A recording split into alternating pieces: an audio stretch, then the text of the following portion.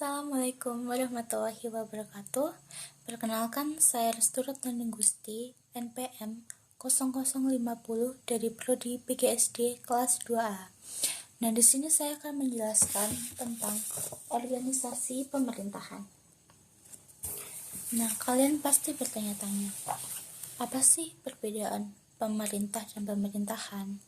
Nah, jadi pemerintah adalah sebuah organisasi di mana sekelompok orang berkumpul dalam suatu wadah yang bernama negara untuk membuat hukum dan undang-undang serta menempatkannya di dalam suatu wilayah tertentu. Sedangkan pemerintahan adalah orang atau sekelompok orang yang berada di dalam pemerintahan itu. Nah, orang tersebut memiliki kekuasaan dan kewenangan melaksanakan kepemimpinannya dan mengelola serta lembaga pemerintahan di mana dia ditempatkan. Nah, untuk pengertian organisasi pemerintahan, kita simak video berikut ini. Nah, di sini ada 4 tingkatan pemerintahan, yaitu ada pemerintahan pusat, pemerintahan daerah, pemerintahan kecamatan, dan pemerintahan desa. Di sini saya akan menjelaskan tentang pemerintahan pusat dulu.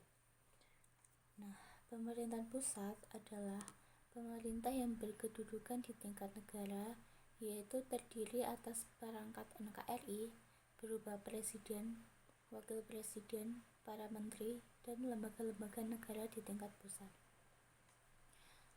Pemerintah pusat memiliki beberapa lembaga, yaitu 1. Lembaga legislatif. Lembaga legislatif adalah lembaga yang memegang kekuasaan membentuk undang-undang yang terdiri atas 1.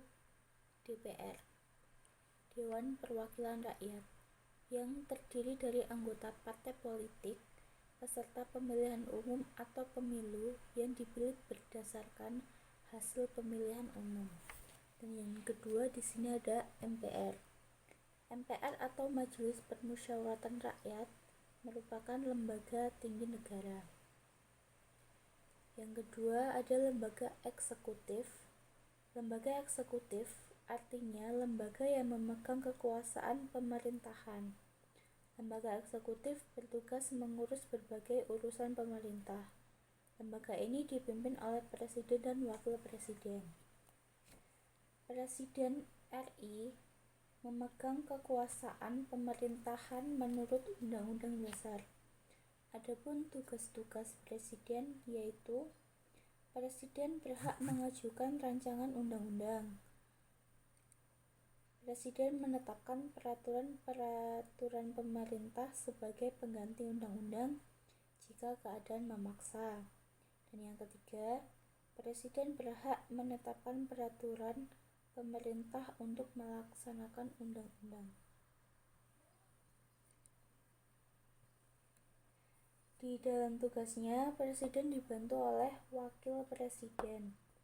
Wakil presiden juga mempunyai tugas sebagai berikut,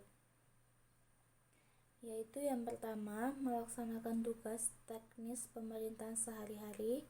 Yang kedua, melaksanakan tugas-tugas khusus kenegaraan yang diberikan presiden jika presiden berhalangan. Yang ketiga, menggantikan jabatan presiden apabila presiden berhenti, diberhentikan, atau meninggal dunia. Yang ketiga yaitu lembaga yudikatif. Lembaga yudikatif adalah lembaga yang memegang kekuasaan di bidang kehakiman. Lembaga yudikatif terdiri atas 1.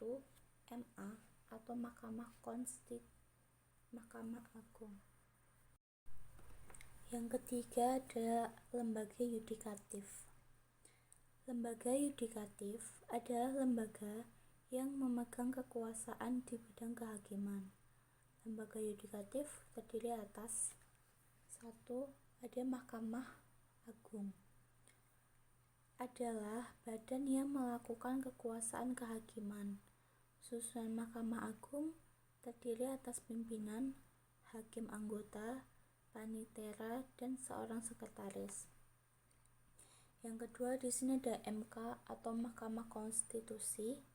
berwenang mengadili pada tingkat pertama dan terakhir yang putusannya bersifat final untuk 1. Menguji undang-undang terhadap Undang-Undang Negara Republik Indonesia tahun 1945. Yang kedua, memutus sengketa kewenangan lembaga negara yang kewenangannya diberikan oleh Undang-Undang Dasar Negara Republik Indonesia tahun 1945. Yang ketiga, memutus pembubaran partai politik. Dan yang keempat, memutus perselisihan tentang hasil pemilihan umum. Yang ketiga di sini ada KAI atau Komisi Yudisial, merupakan lembaga negara yang bersifat mandiri. Dalam pelaksanaan wewenangnya, Komisi Yudisial bebas dari campur tangan atau pengaruh kekuasaan lainnya. Pimpinan Komisi Yudisial terdiri atas ketua dan wakil ketua yang merangkap anggota. Dan yang keempat ada BPK atau Badan Pemeriksa Keuangan. Adalah badan yang bertugas memeriksa tentang keuangan negara. Dalam pasal 23E ayat 1 UUD 1945 bahwa untuk memeriksa pengelolaan dan tanggung jawab keuangan negara diadakan suatu badan pemeriksa keuangan yang bebas dan mandiri.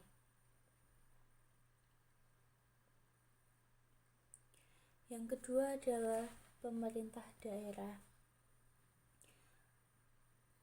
Di sini ada dimensi pengertian pemerintah daerah. Yang pertama ada dimensi sosial, yaitu kelompok masyarakat yang mendiami suatu wilayah dengan batas tertentu dan memiliki ciri tertentu. Yang kedua ada dimensi ekonomi, yaitu organisasi pemerintahan yang memiliki ciri-ciri tertentu yang erat kaitannya dengan kondisi dan potensi daerah tersebut. Yang ketiga ada dimensi geografi, yaitu unit organisasi pemerintahan yang mempunyai lingkungan geografi dengan ciri-ciri tertentu seperti keadaan geografis, demografis, dan potensi ekonomi tertentu. Yang keempat ada dimensi hukum, yaitu pemerintah daerah sebagai suatu unit badan hukum publik. Yang kelima dimensi politik. Yang kelima dimensi politik. Yang kelima ada dimensi politik, yaitu pemerintahan daerah dipandang mempunyai hubungan dengan aspek-aspek atau merupakan bagian dari sistem politik negara yang bersangkutan. Yang terakhir dimensi administrasi, yaitu pemerintah daerah dipahami sebagai suatu organisasi pemerintahan sendiri yang mempunyai hak dan wewenang untuk mengatur dan mengurus urusan rumah tangga pemerintahan sendiri secara administrasi. Di sini juga ada bentuk pemerintahan daerah, yaitu local self-government dan local state government. Local self-government yaitu pemerintah berwenang mengatur dan mengurus pemerintahan sendiri sesuai kondisi daerahnya atau otonomi daerah. Yang kedua, bentuk pemerintahan ini merupakan konsekuensi dari asas desentralisasi dalam penyelenggaraan pemerintahan negara. Local state government yaitu unit organisasi pemerintahan wilayah, unit organisasi pemerintahan di daerah yang dibentuk berdasarkan asas dekonsentrasi. Yang kedua, bertugas hanya untuk menyelenggarakan instruksi-instruksi, arahan petunjuk, dan kebijakan-kebijakan dari pemerintah pusat. Next, pengaruh terhadapnya meliputi kondisi geografis, kekayaan alam, dan keadaan penduduk. Yang kedua yaitu lingkungan politik, meliputi pemahaman terhadap institusi politik, partisipasi politik, dan dukungan. Yang ketiga ada lingkungan ekonomi, meliputi pendapatan rata-rata masyarakat, distribusi pendapatan, pemilikan harta, kekayaan, dan infrastruktur. Yang keempat ada lingkungan sosial, meliputi pola pemukiman, tingkat pendidikan, tingkat kesehatan, dan mobilitas sosial. Dan yang terakhir ada lingkungan alamiah, meliputi nilai-nilai demokrasi pemerintahan, cara pengambilan keputusan, dan partisipasi. Di pemerintah daerah juga memiliki asas pemerintahan, yaitu asas desentralisasi, asas dekonsentrasi, dan asas pembantuan. Asas desentralisasi yaitu pelimpahan kekuasaan dari pemerintah pusat kepada pemerintah daerah untuk mengurus sendiri urusan rumah tangga. Yang kedua, asas dekonsentrasi yaitu pelimpahan wewenang dari alat kelengkapan negara pada tingkatan atas kepada tingkatan di bawahnya guna melancarkan pekerjaan di dalam melaksanakan tugas pemerintahan. Dan yang ketiga ada asas pembantuan, yaitu penugasan dari pemerintah kepada daerah dan desa, dan dari daerah ke desa untuk melaksanakan tugas tertentu yang disertai pembiayaan, sarana prasarana, serta sumber daya manusia dengan kewajiban melaporkan pelaksanaannya.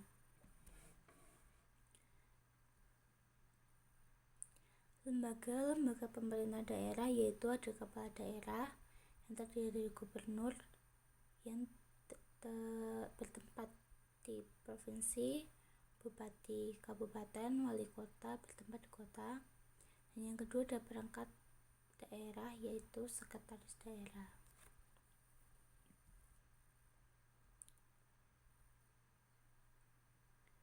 Yang ketiga di sini ada pemerintahan kecamatan, yaitu perangkat daerah kabupaten sebagai pelaksana teknis kewilayahan mempunyai kinerja tertentu dan dipimpin oleh seorang camat. Camat berkedudukan di bawah pemerintah daerah dan bertanggung jawab kepada bupati melalui sekretaris daerah. Dan yang keempat ada pemerintah desa. Di sini ada 4 penjelasan, yaitu yang pertama, pemerintah desa berada di bawah pemerintahan kecamatan. Yang kedua, dipimpin oleh seorang kepala desa, dibantu oleh sekretaris desa dan kaur atau kepala urusan. Yang ketiga, pemerintahan desa adalah kepala desa dan BPD atau Badan Pembangunan Daerah. Dan yang terakhir, ada seorang kepala desa mendapatkan jatah tanah bengkok sebagai bentuk apresiasi atau imbalan atas tugasnya. Nah, inilah presentasi dari saya. Apabila ada tutur kata yang kurang berkenan, mohon dimaafkan. Terima kasih, semoga bermanfaat. Assalamualaikum warahmatullahi wabarakatuh.